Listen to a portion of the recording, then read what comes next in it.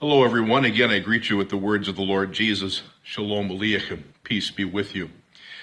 My reflection moment today is actually the second draft, the second attempt. The first one ran a little bit long and I couldn't get it shipped out. Make a long story short, I was wondering what to talk about today when serendipitously I came across a piece of correspondence that was authored by our Associate Conference Minister, the Reverend Jane Anderson, and the Conflict Transformation Team of the Wisconsin Conference of the United Church of Christ. And it talked about a pandemic of grief. And I think maybe at this stage of the game we've reached a different point, a different stage of our dealing with the pandemic. I think people, by and large, are getting a little bit more irritable, a little bit more angry. And if you boil it down, I think a lot of that irritability and anger stems out of grief that is either not acknowledged or has not been dealt with in one way or the other. And all of us deal with loss in different ways, and sometimes we fail to see that anger for some people is a way that loss gets dealt with. And I thought that the presentation had some things to say to us at this stage of the game.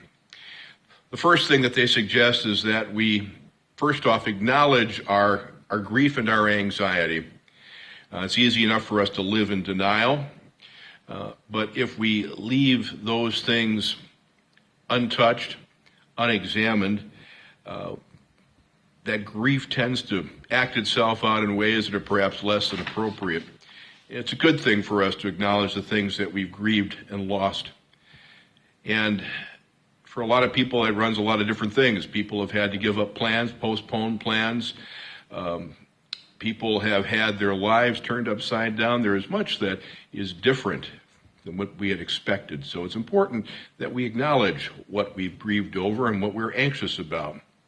The second thing is that we ought to acknowledge that for other people as well. Feelings certainly abound in a time like this, and other people are experiencing the same kinds of things that we do. I think we need to be a little bit more empathetic, sympathetic to people in their loss and how they're dealing with things, because everybody has some sense of loss that is going on in their lives. We need to recognize that. Third thing is we should probably put some limits on our grief and on our worry. Goodness knows it's easy enough to get obsessed and to dig in too much and to focus our lives around the things concerning the pandemic past a certain point in time that is no longer a healthy response for us. At some point in time, you have to be able to let go and disengage. It's not healthy for us to be obsessive about that, and that tends to ruin the balance in our lives and tends to make us less joyful.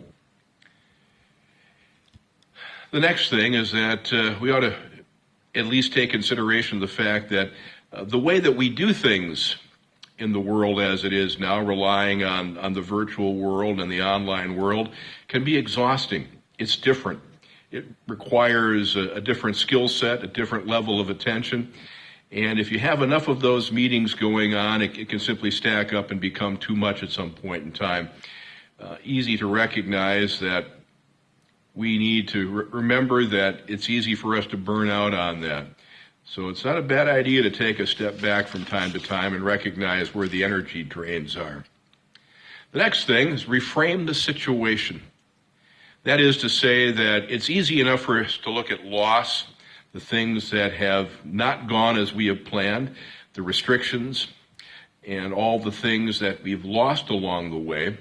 But instead, perhaps we should look at what has happened as a way or a catalyst to make things happen in a new way, in a different way. We talk about that frequently amongst the pastoral staff, that if it weren't for the pandemic, as bad as that has been, we probably would not have been pushed to do worship services online or provide Christian education content online. We most likely would have continued on doing things the way they were.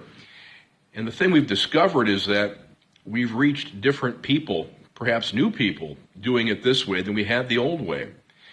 And my guess is, my strong hunch is that once things go back to a more normal pattern of life, that we'll probably continue that whole business of providing worship experiences online and probably offer Christian education experiences online. But if it weren't for the pandemic, we probably wouldn't have been pushed to do that. Next thing, do one small thing for yourself and for others during the course of the day. Practice acts of kindness to ourselves and to others. Acts of kindness for ourselves is simply just good self-care. Acts of kindness for others is an example of compassion. These have the effect of being able to not only lift the people up that we come in contact with, but it becomes something which can provide joy in our lives as well. We should take those opportunities to be able to do something kind and do something wonderful for ourselves and for others. And lastly, we should look for signs of blessing and hope.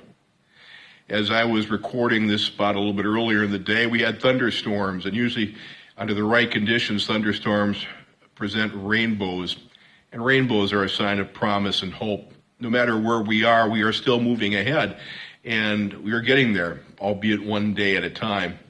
Some thoughts and reflections during this new season and stage of the pandemic. Until we have a chance to meet again, Shalom Aleichem, peace be with you.